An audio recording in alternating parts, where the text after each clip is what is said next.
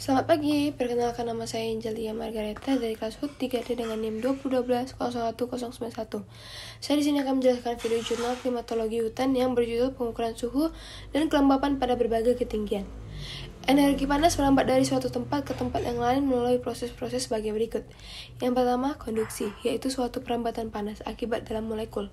Proses ini memerlukan kecepatan aktivitas tiap-tiap molekul benda itu dan kenaikan energi itu merambat ke sekelilingnya. Jika perbedaan suhu antara sumber panas menjadi lebih cepat, karena itu perbedaan suhu harus terjadi sebelum proses induksi dimulai.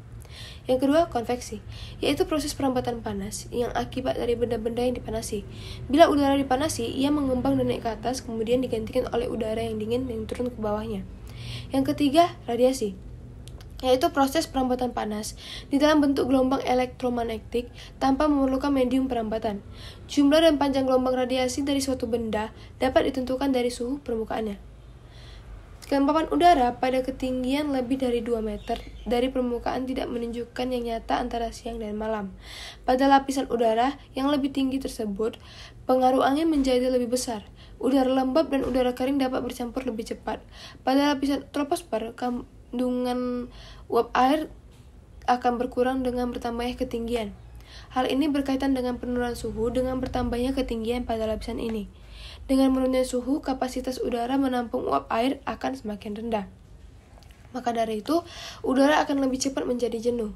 Penurunan suhu pada lapisan atas troposfer ini menyebabkan uap air tidak akan menembus lapisan troposfer atau tidak terdapat pada lapisan stratosfer atau lapisan atmosfer yang lebih tinggi. Adapun tujuan dari praktikum klimatologi yang berjudul pengukuran suhu dan kelembapan pada berbagai ketinggian yaitu yang pertama untuk mengukur suhu dan kelembapan pada berbagai ketinggian dan ketegangan yang berbeda. Yang kedua untuk mengetahui fluktuasi suhu pada berbagai ketinggian dan tegangan yang berbeda. Adapun alat yang digunakan dalam praktikum ini yaitu termometer air raksa 2 buah, tangga setinggi 10 meter, kapas, benang, alat tulis, stopwatch, pipet tetes, dan meteran. Dan bahannya yaitu tabel RH, kertas milimeter, dan aquadice. Adapun prosedur dalam praktikum ini yaitu yang pertama disiapkan alat dan bahan, yang kedua disiapkan tangga dan dipasang pada tegangan yang ditentukan, dan pengukuran dimulai dari ketinggian 1, 2, 6, 4, dan 8 meter. Yang ketiga, disediakan termometer air raksa, bola basah maupun bola kering untuk mengukur suhu dan kelembapan pada berbagai ketinggian. Yang keempat, diukur suhu dan kelembapan pada ketinggian setiap harinya, pagi hari, siang hari, dan sore hari. Dengan ketentuan hujan tidak terjadi dalam hari pengukuran. Yang kelima, dicatat hasil pengukuran pada buku tabel pengukuran dan buat grafik pada kertas milimeter.